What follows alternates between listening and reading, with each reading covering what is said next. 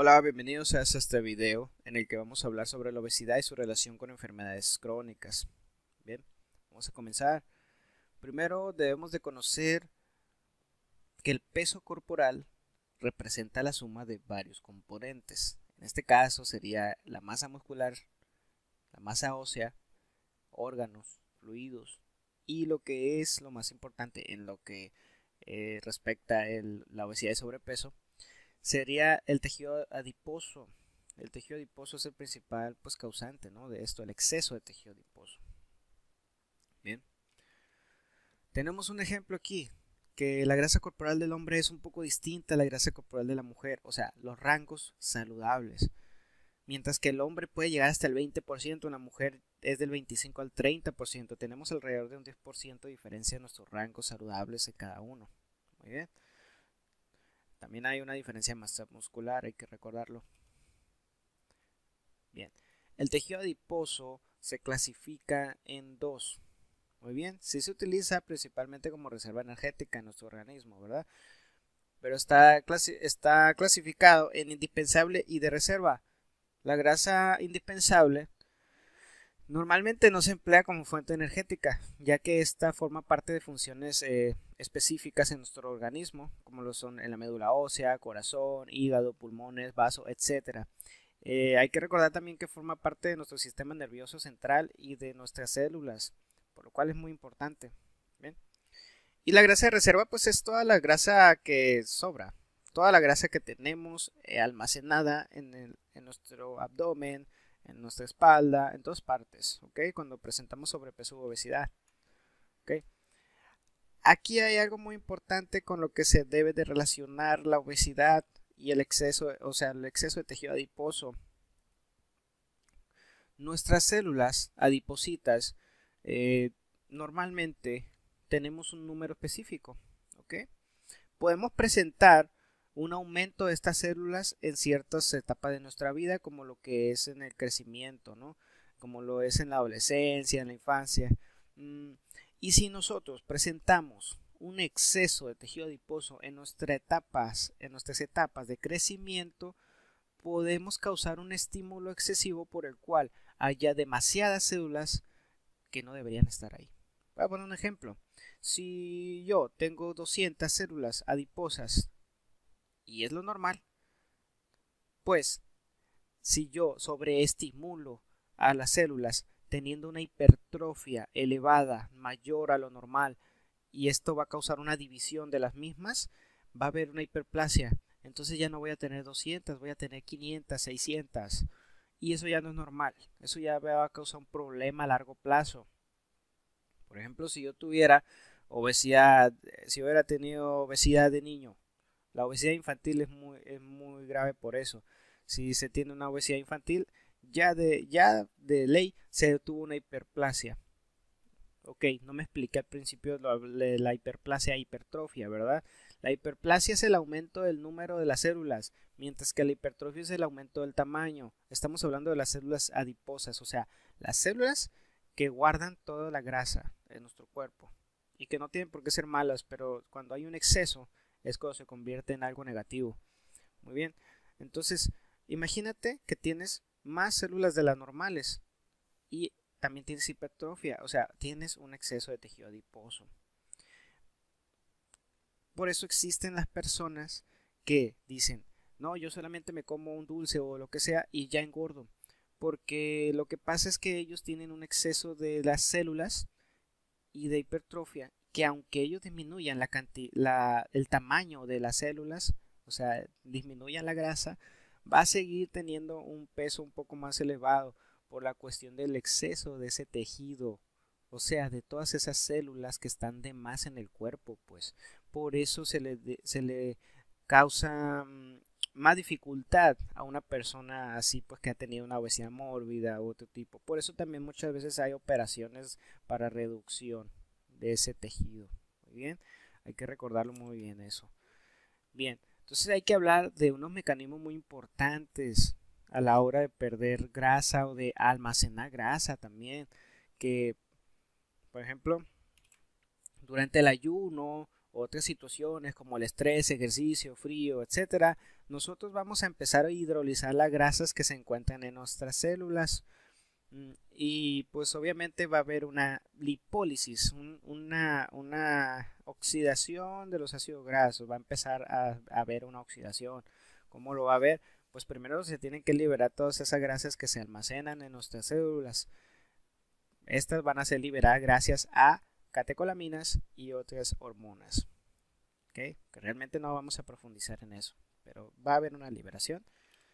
Aquí lo tenemos desde el punto de vista más de fisiología, pero pues simplemente lo puse como algo gráfico, ¿no? Para quien quiera checarlo, pues aquí están los pasos con lo que sucede, todo lo que sucede, ¿no?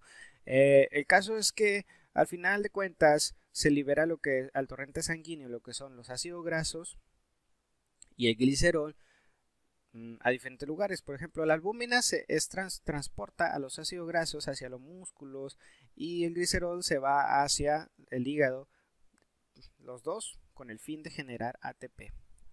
Que genera glucosa y de ahí ya genera ATP. ¿Okay? Porque ahorita voy a explicar por qué. Muy bien. Bien, ya habiendo sabido eso, así se utiliza como energía la grasa. Muy bien. Entonces tenemos un mecanismo de control. Por ejemplo, nosotros, este círculo azul que tiene amarillo es una célula de grasa, es una célula adiposa. Y eso amarillo es la cantidad de triglicéridos que tiene almacenado. ¿Ok? Nosotros cuando utilizamos cierta cantidad de esa energía, disminuye obviamente el tamaño, ¿verdad? Entonces el cuerpo no piensa en que perdí grasa y se va a ver mejor la persona. No, el cuerpo piensa en recuperar esa energía de reserva porque pues es como supervivencia, ¿no? Entonces eso va a causar que haya una señalización en nuestro cerebro, que tengamos hambre, que nos dé apetito, pues todo eso. Y pues obviamente vamos a querer comer, ¿verdad? Hay dos hormonas que es la leptina y la grelina. La grelina es la que causa pues esa hambre. Y pues nosotros vamos a comer. Una vez que ya comamos lo suficiente, lo que va a indicar que ya fue suficiente es la hormona leptina. La hormona leptina va a informar a nuestro cerebro del estado nutricional para regular nuestra ingesta y gasto energético. Pero cuando nosotros presentamos obesidad, esta leptina no va a funcionar correctamente porque va a causarle problemas, ese exceso de tejido adiposo. Bien, porque va a haber un exceso de triglicéridos. Por lo cual va a haber más hambre y no se va a regular y vamos a terminar comiendo más de lo normal. ¿Verdad? Ahora, vamos a hablar sobre la insulina. La insulina ayuda bastante en lo que es en el depósito y movilización de los triglicéridos. ¿Ok? Esto después de comer. La insulina se encarga de introducir la glucosa en las células. ¿Ok? Entonces, cuando hay un exceso de glucosa, la insulina ayuda a almacenar esa glucosa restante como energía de reserva. Más o menos se puede entender a lo que voy. O sea, la insulina, una vez que ya se utiliza la glucosa que se iba a utilizar, se almacena la glucosa restante en el hígado, en los músculos, como forma de glucógeno, pero también si llega a sobrar más, esa ya se va a convertir en grasa para el tejido adiposo, porque el tejido adiposo no almacena glucosa, almacena grasa. Entonces en forma de grasa se va a meter a lo que es a las células adiposas. Muy bien. Entonces, ¿qué es lo que causa esto? Esto, pues evidente causa que haya una mayor cantidad de triglicéridos en los adipocitos y aumenten de tamaño. Entonces, eso va a causar que haya una hipertrofia. Y si hay una hipertrofia exageradamente elevada por el consumo excesivo de lo que es glucosa y grasa, pues lo que va a terminar sucediendo es lo que ya se ha mencionado anteriormente, ¿verdad? Y va a causar todos esos problemas de salud. Bien. Entonces, realmente la insulina es muy importante y está relacionada evidentemente, principalmente con la diabetes, con diabetes mellitus. Que por ejemplo si ya hay un exceso de glucosa en sangre y ya no se puede almacenar, ¿qué es lo que va a suceder? Va a haber una resistencia a la insulina. ¿Y qué va a pasar? No va a funcionar y se va a tener riesgo de diabetes. Exactamente eso. Bien. Aquí tenemos también la distribución del tejido adiposo, que aquí tenemos un riesgo también muy elevado de presentar problemas de nuestra salud, porque cuando nosotros tenemos un exceso de tejido adiposo, va a depender también en dónde se encuentre ese tejido adiposo para que nos cause más daño.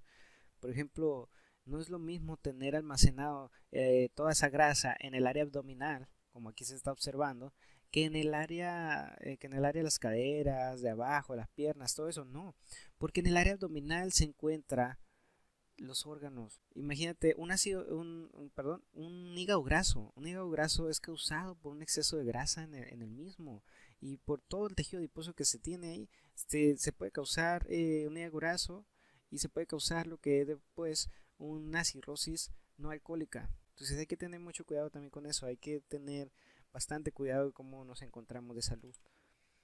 Y aquí se encuentra un índice que nos puede ayudar a tener una idea de cómo estamos. Se llama cintura cadera. ¿Ok? Ese nos va a servir bastante. También, también tenemos lo que es el IMC. Pero el IMC no va a aplicar en todos los casos, hay que recordarlo. No va a aplicar en todos los casos porque en los deportistas, en la gente que recluta mucha masa muscular en su cuerpo, pues le va a generar un IMC muy elevado, ya que el IMC no toma en cuenta el músculo, la grasa, todo eso. Solamente toma en cuenta la masa corporal. Pero en una persona que no realiza tal vez ejercicio, que no hace todas esas cosas, pues se le puede realizar un diagnóstico con IMC. Es solamente una herramienta más que se tiene, ¿verdad? Al final yo solamente recomiendo que seamos conscientes de todo eso y de lo que es también nuestra ingesta energética. En dado caso que no sepas o que no puedas calcular tus calorías, todo eso, puedes acudir a un nutriólogo para que te informes acerca de todo eso. ¿Ok? Muy bien. Entonces, pues la actividad física va a ser el componente más variable del gasto de energía, que se recomienda hacer ejercicio sí o sí siempre, ¿no? Entonces, espero que te haya servido, espero que te haya gustado. Nos vemos en el siguiente video.